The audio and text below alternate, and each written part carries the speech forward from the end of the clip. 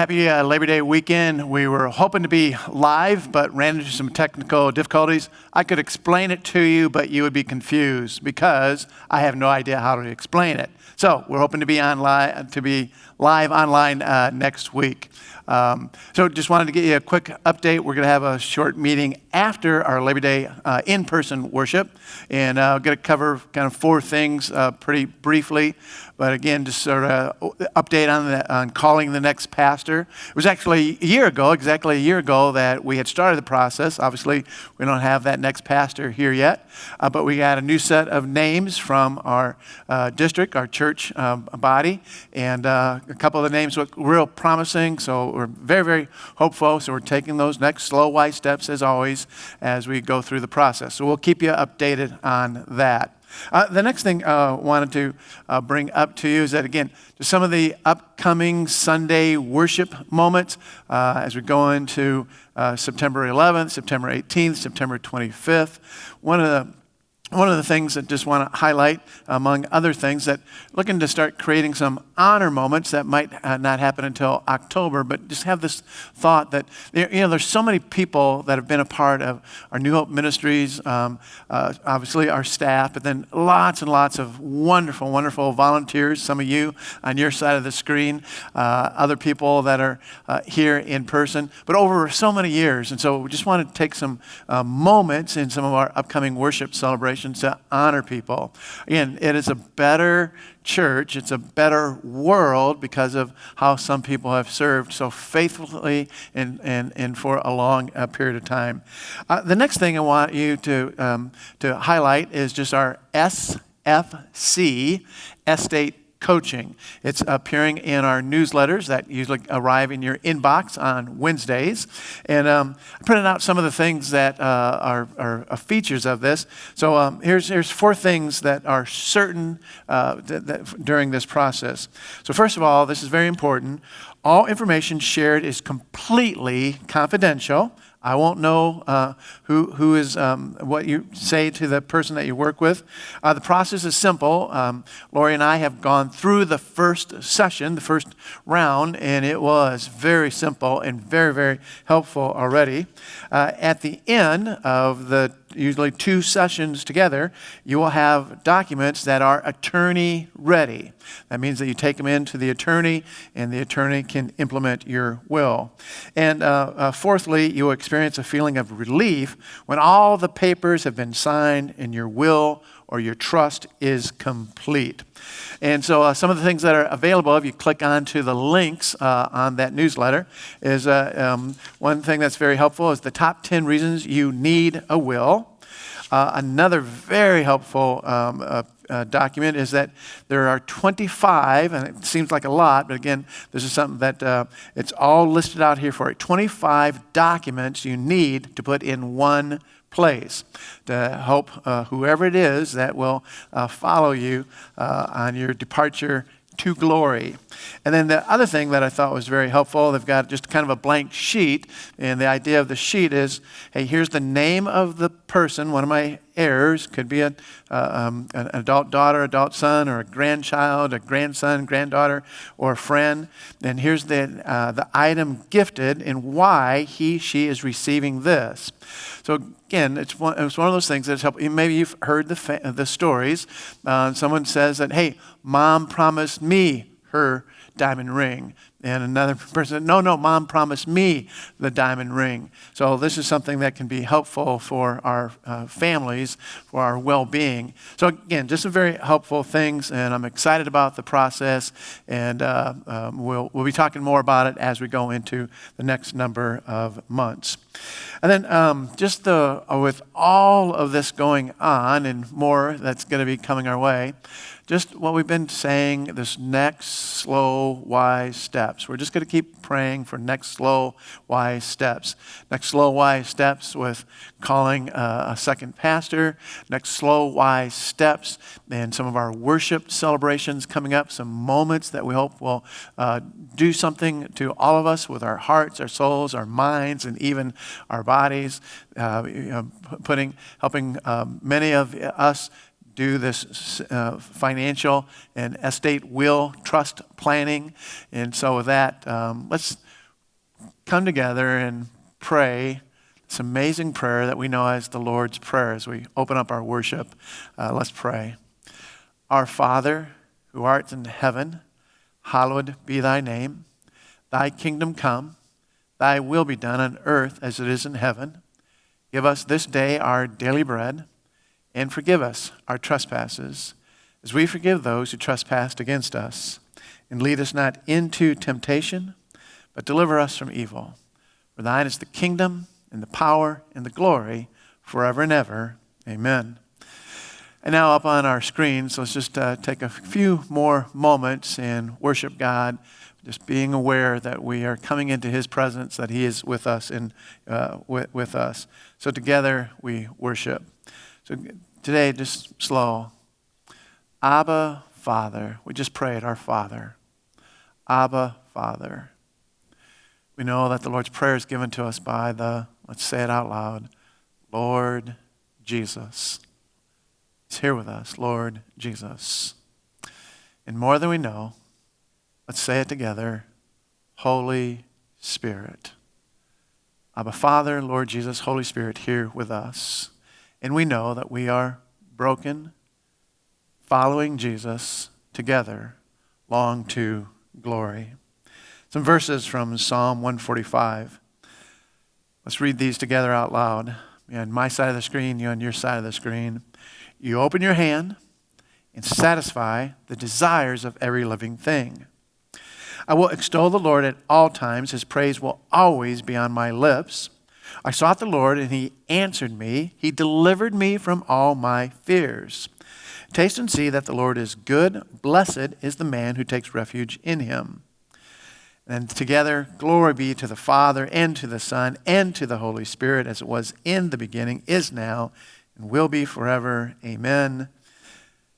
Open your hand and satisfy the desires of every living thing. And we pray, there's this prayer up on your screen, and I invite you to pray it out loud with me. Almighty and everlasting God, always more ready to hear than we to pray, and always ready to give more than we either desire or deserve. Pour down on us the abundance of your mercy, forgiving us the things of which our conscience is afraid, and giving us the good things we are not worthy to ask. But through the merits and mediation of Jesus Christ, your Son, our Lord, who lives and reigns with you in the Holy Spirit, one God, now and forever. Amen. And again, just a couple more things from the scriptures, from Romans chapter 11 and then Hebrews 11. Oh, the depth of the riches of the wisdom and knowledge of God, how unsearchable his judgments and his paths beyond tracing out. For from him and through him and to him are all things. To him be the glory forever. Amen.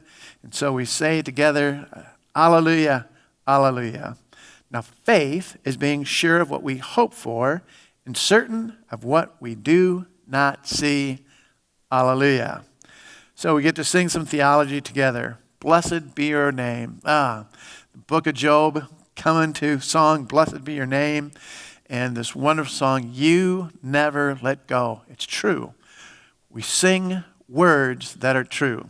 Let's sing together. And then Ken Vogel will be back for our message for this Labor Day worship celebration.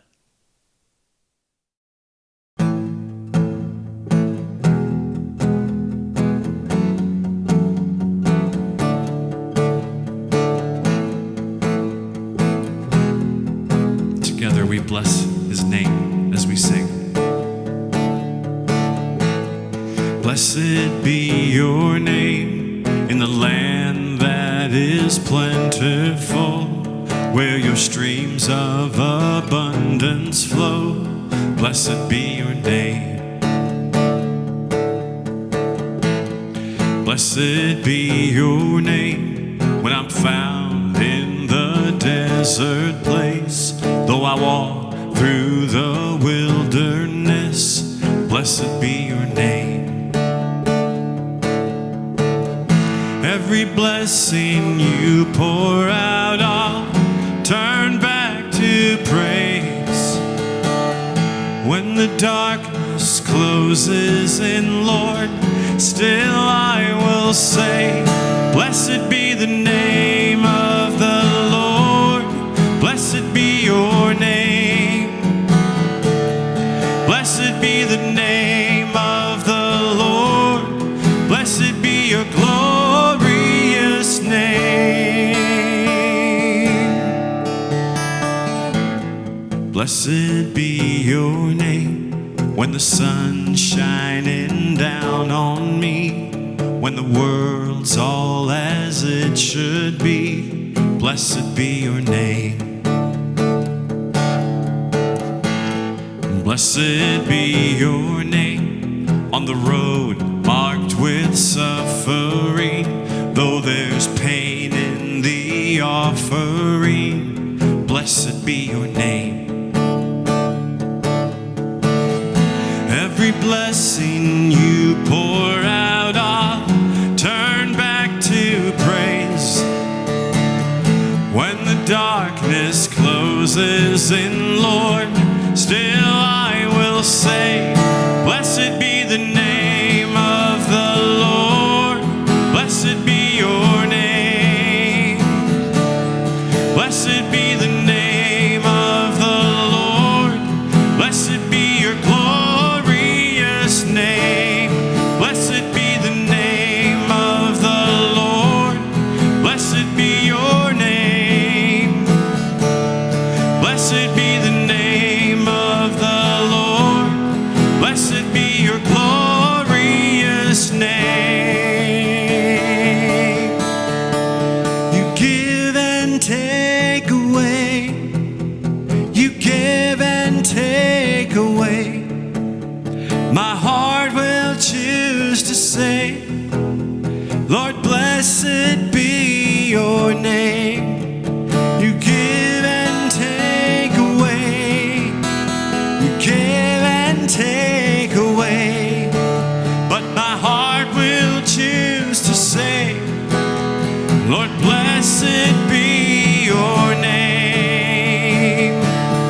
Blessed be the name of the Lord. Blessed be your name.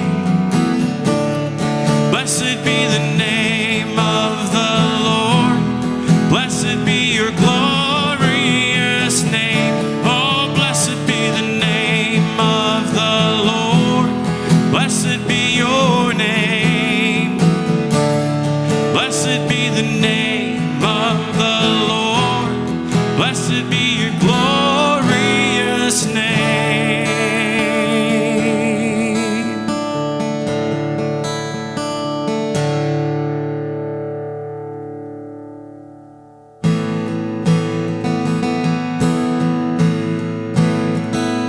Even though I walk through the valley of the shadow of death, your perfect love is casting out fear.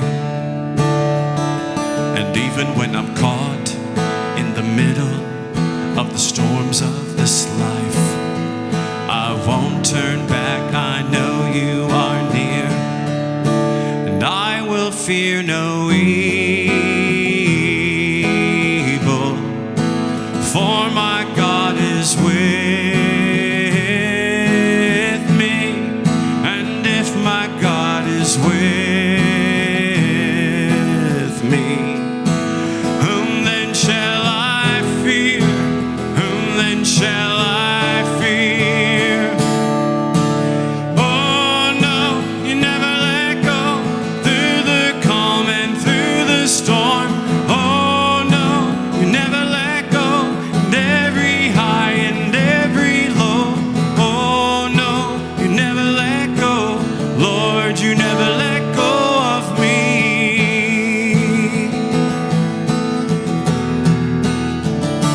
And I can see a light that is coming for the heart that holds on, a glorious light beyond all compare. And there will be an end to these troubles, but until that day comes, we'll live to know you here on the earth.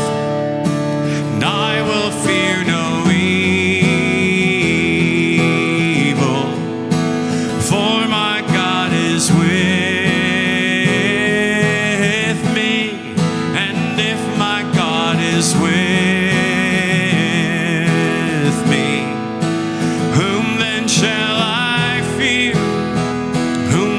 shall I fear?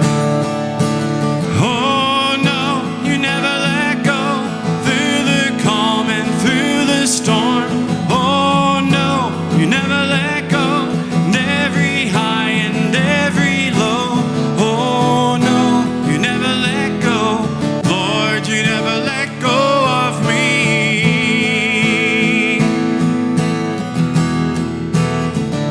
Yes, I can see a light that is coming for the heart that holds on, and there will be an end to these troubles, but until that day comes, still I will praise you, still I will praise you.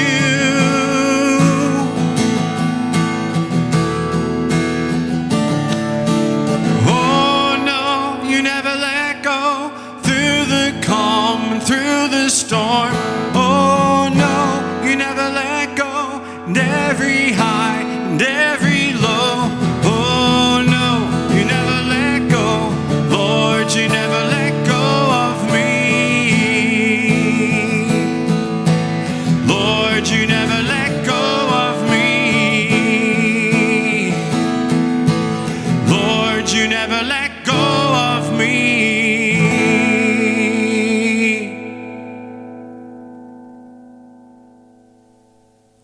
Good morning, New Hope. Thank you for being with us on this Sunday morning. My name is Ken, and it is an honor to be with you. It will never not be an honor to be with you this Sunday morning.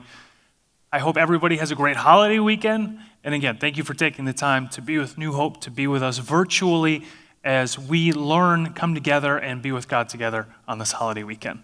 So I am prepared to take you on a journey, a personal journey of mine that has spanned the last 20 years. Now, disclaimer to go to the very end, it doesn't have a finish point yet. It's not yet completed, but we're getting there. It's going to make more sense as we go forward. But again, just know I don't have any grand reveal. There isn't building towards anything crazy at the end. But this 20-year journey for me revolves around a tattoo. It's all about a tattoo because I don't have a tattoo. I am ink-free. And feelings and thoughts about tattoos vary one way or the other.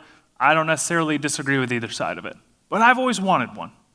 But I've always wanted to think, what do I want? I want it to mean something. I don't necessarily, I was like, I'll just throw the potato on my ankle and just call it a day. No, I want something that means something to me, and I'm typically not somebody who rushes into anything. Ask my wife about our 2.5-year engagement. She can attest to that. But I wanted it to be real, and I wanted it to be real for me. So I thought for the longest time, now I have the spot picked out. I have the spot, and it's the inner arm, right through the forearm here. I know it's going to be a nice little tickle when that happens, right? But I have this, and I wanted it to be a temple. And for years, I thought, okay, I want it to be a temple, and I want it to remind me that my body is a temple for God. Because it's a little more aesthetically pleasing than putting a picture of a guy like putting down the fork, right? Like this should be a little more temple-like, and if I had that temple, it'd be a good reminder for me of what I consume, or what I'm watching, or what I'm listening to, or all the above. I want to treat, because what you're taking in affects what you're sending out. And I wanted that reminder. I wanted to look down and see that temple. And so I looked online. We've got an example, and I just, every temple picture that I found or temple, I'm like, these are cool. These are great looking. It's not actually the temple itself that's drawing me, and it's the idea. And so honestly, it lay dormant, and I just kind of forgot about it. Until I got a job. Now, I'm still in high school, again, going back 20 years. Don't run the numbers, it's fine. But I got a job after school at Family Christian Bookstore. So now if you're in the Fox Cities area, that typically will bring about a groan and a little bit of sadness as it's no longer here. But I got a job at Family Christian Bookstore. I had accepted Christ in high school, and I was just excited to be around it and be a part of it. I'm going to go to work, and we're all going to talk about Jesus, and it's going to be fantastic. I still remember one of the first staff meetings when they talked about sales goals. I went, sales goals? What are you talking now? Like, we're just here for Jesus. And what do you mean? We need to actually sell stuff to pay everybody and keep the lights on? That's crazy.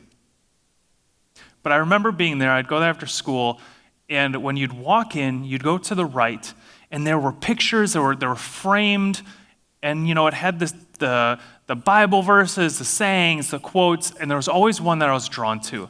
It was humongous. It was in this amazing mahogany frame, and it was a picture of a lighthouse. It was a picture of a lighthouse, and it showed the huge wave coming in, and if you kind of squinted, it was a huge picture, but they purposely made, there was the picture of the person guarded by the lighthouse.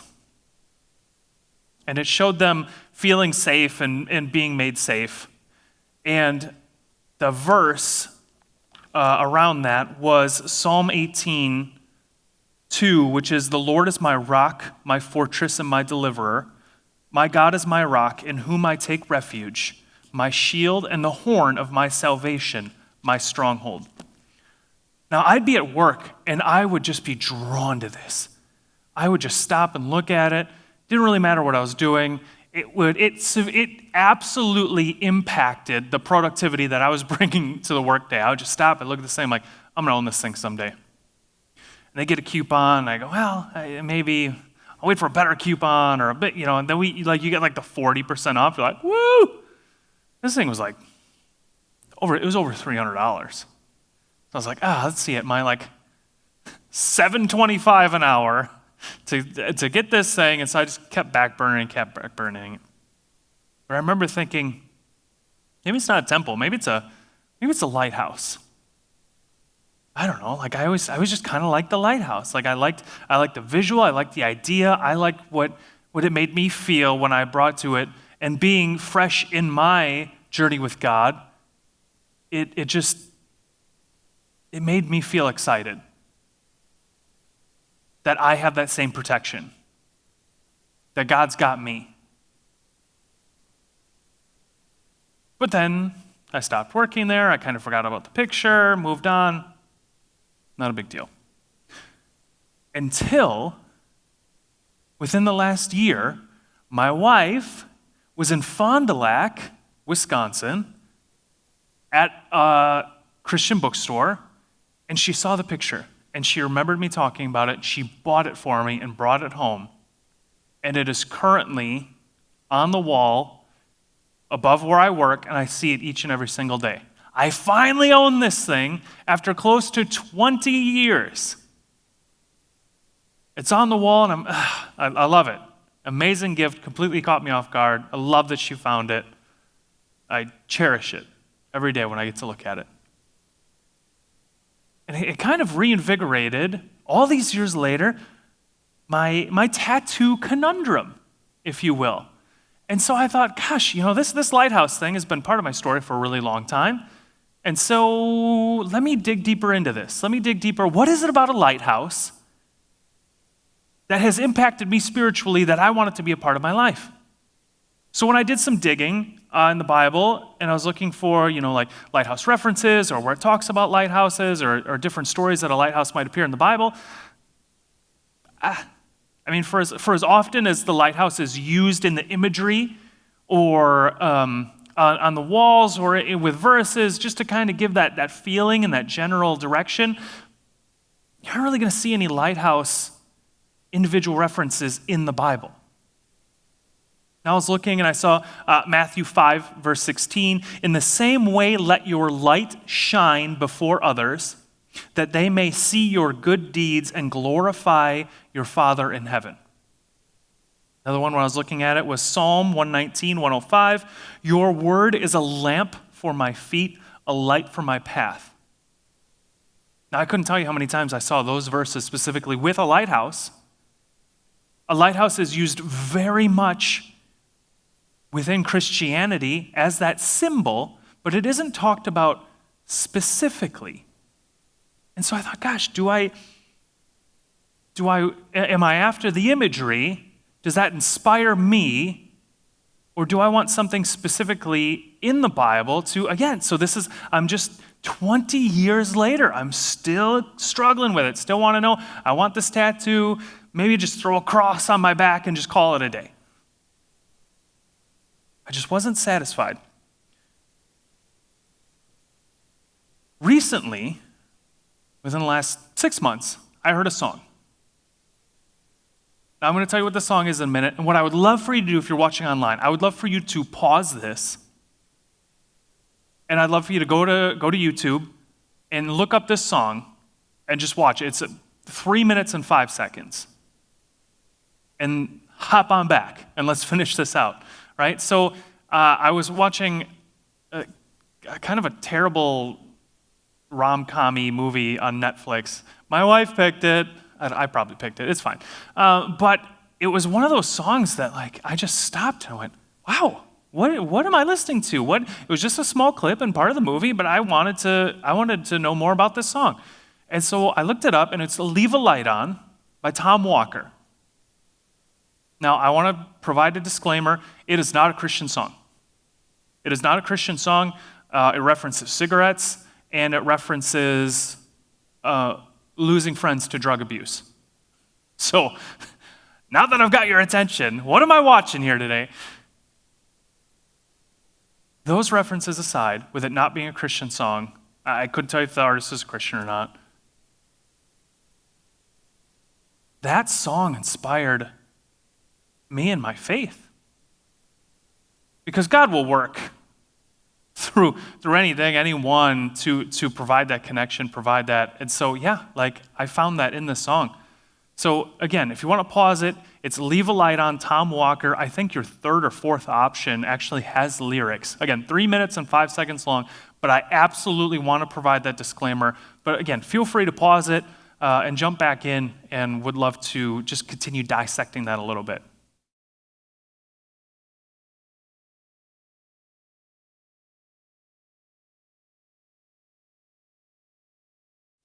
Great. So you're back, or you didn't leave. Either way, still glad to have you here. So when I'm listening to this song, and when I heard "The Lighthouse" for the first time, and I went, man, okay. And there were a couple lyrics in the song specifically. So the first one is, "To a place where you'll be safe to feel our grace." Now again, our grace, I'm clearly substituting the grace of God in how this song inspired me personally. But the fact that it ties in with, there's a place where you're safe to feel grace. The fact that we would have to even provide again, back to a disclaimer, this grace is safe. What has happened in our world, or to people in our world, that when we say, hey, we've got grace, but it's safe? That there's no tie-in. That there's no, hey, I've got grace to provide you. There's this grace over here. What's in it for me? How can I benefit? How will this make me feel? None of that. But it's sold as, to a place where you'll be safe to feel our grace.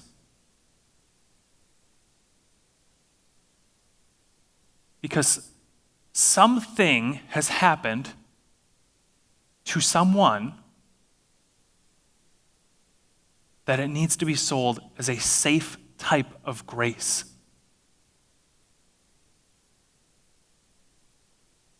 The second part of the lyrics that really stopped me in my tracks, when I'm looking at, if you look into the distance. Again, not only do we have to say it's safe, but if you look into the distance, there's a house upon the hill. Again, this isn't being described as something that, hey, silver platter, God's love and grace, take it into your life and enjoy. No, it's, I'm going to come alongside you gently, and I'm going to let you know that if you squint real far, the hill, past the way, there's a lighthouse. You see that little bit of light there? There's grace there. There's grace there to be found, and don't worry, it's safe. Now, is that 100% true when we're talking about the grace of God? Absolutely. Absolutely. There are no lies to be found there. If that's how we're interpreting this line, if that's how we're choosing to. And again, a lot of times in this world, that is how we need to describe it, and that's how we need to be a part of it. Man, when I look at the 20-year journey for me, it's not just about a tattoo. When I looked at this small figure blocked by a lighthouse with all this water coming around it, and I needed to know then, fresh in my faith, working at Family Christian Bookstore, I had to know that I was safe. Isaiah 41:10, my verse, fear not. Fear not, for I am with you. Be not afraid, for I am your God. I needed that at that time. And we all need it every single day. When I looked at that imagery, when I looked at the lighthouse, at that point in my faith, I needed to know that I felt safe. And so when my tattoo went from a temple to a lighthouse, I thought, gosh, I want to look down at that, and I want to know that God's with me every single day, and that I'm safe, and that I don't need to fear anymore. And how that has progressed now. So again, I said in the beginning, there's no tattoo here. That's where I want it. There's no tattoo there. I do have an image. I found it online. It's not going to be this to a T. It's not going to be this exactly. But here's an image of a lighthouse surrounded by rough waters, surrounded by, I would say it's an ominous view. And selfishly, yeah, I think it looks kind of cool, right? And that's part of it. But really, at the glut of it is how I have transitioned my thought to being completely zoned in on this lighthouse and with it all around it, to now, the lighthouse is set back. There is ominous, treacherous water. There are things that, it is not a known path for some of us. I have known that God has my back. I have known to fear not. I have known that I am safe for 20 years. It is time for me now, in my personal journey with Jesus, to go to others and say, there's a lighthouse. You don't need to look into the distance. It is a lot closer than you think it is. And I will tell you all day long that it is a safe type of grace, that I don't need anything from you. I just need you to know that it's available. I need you to know now what I knew then. That this beacon, that this light is available for you. You are safe. You are safe to feel the grace of God. That's why I want that tattoo. That's why I'm trying to figure out where I can get this thing done. I'm so excited to have that symbol on my arm.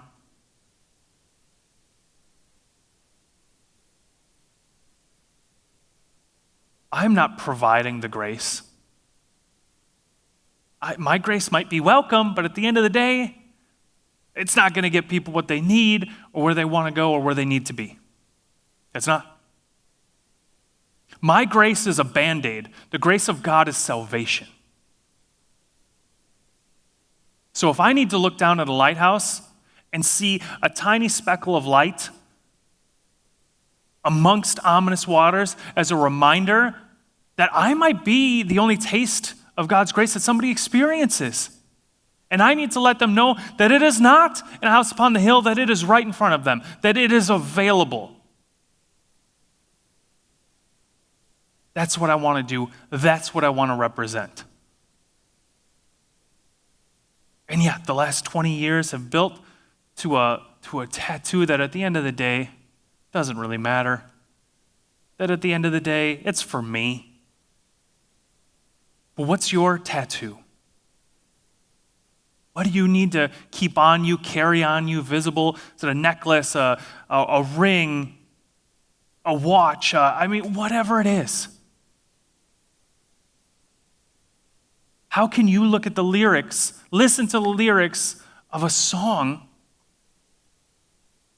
and go, gosh, Tom Walker, I don't know you, but your words inspired me to glorify God.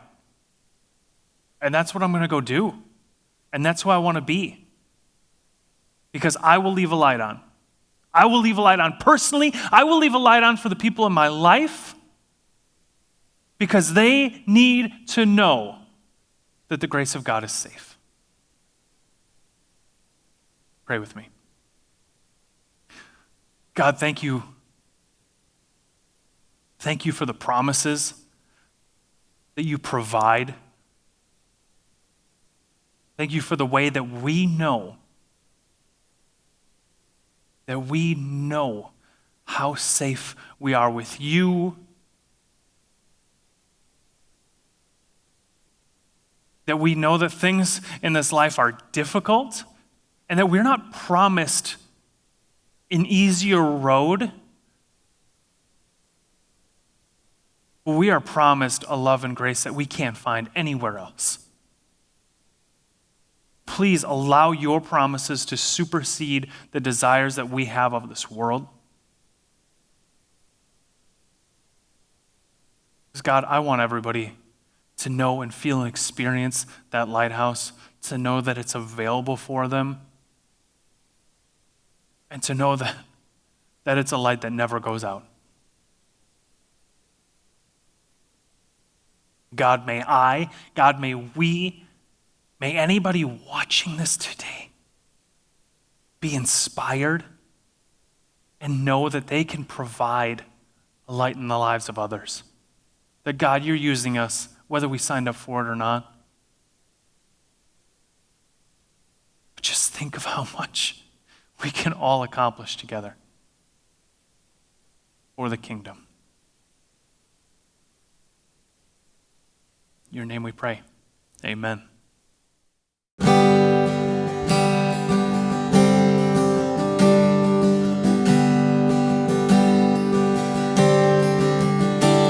Oh, I've heard 1,000 stories of what they think you're like, and I've heard the tender whisper of love in the dead of night, and you tell me that you're pleased and that I'm never alone.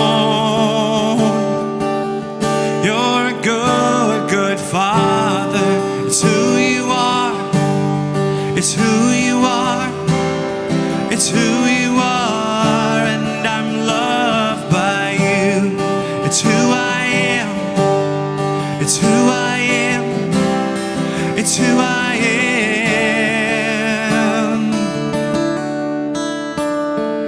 I've seen many searching for answers, both far and wide, but I know that we're all searching for answers. Only you provide, 'cause you know just what we need before we say a word. You're a good, good Father.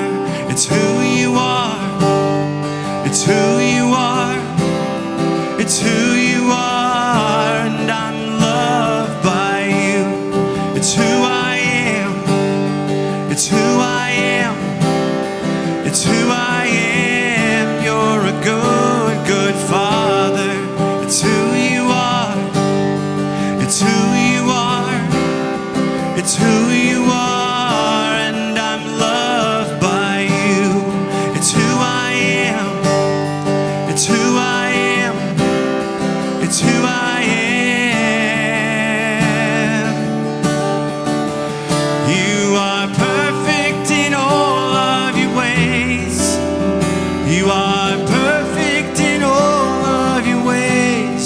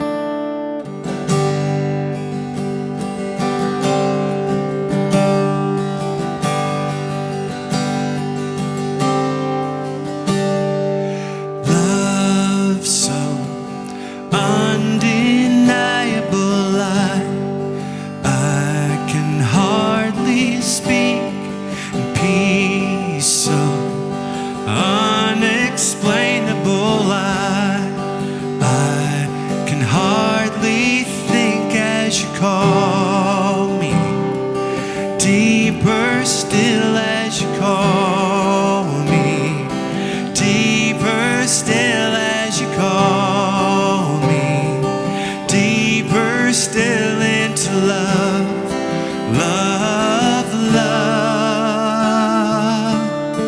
You're a good, good Father. It's who you are. It's who you are. It's who you are, and I'm loved by you.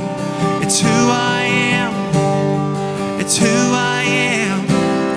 It's who I am. You're a good, good Father. It's who you are. It's who you are. It's who you are, and I'm loved by you. It's who I am. It's who I am. It's who I am.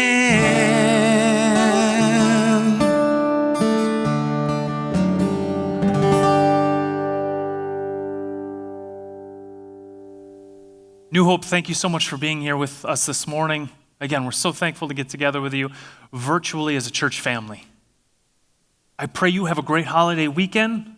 I pray that you know that the grace of God continues to surround you, that the cup overfloweth even when it feels like it's a distance away. And I pray and I know that just based off of this morning, based off of you taking the time to experience New Hope together, that others are going to feel that as well. So however you decide to remind yourself that you are a lighthouse for the kingdom and that you can point people towards salvation, I can't wait for you to walk away from this encouraged by the reminder that you have that power, and hopefully inspired, not by what I'm saying, but by the grace that God continues to deliver us each and every day.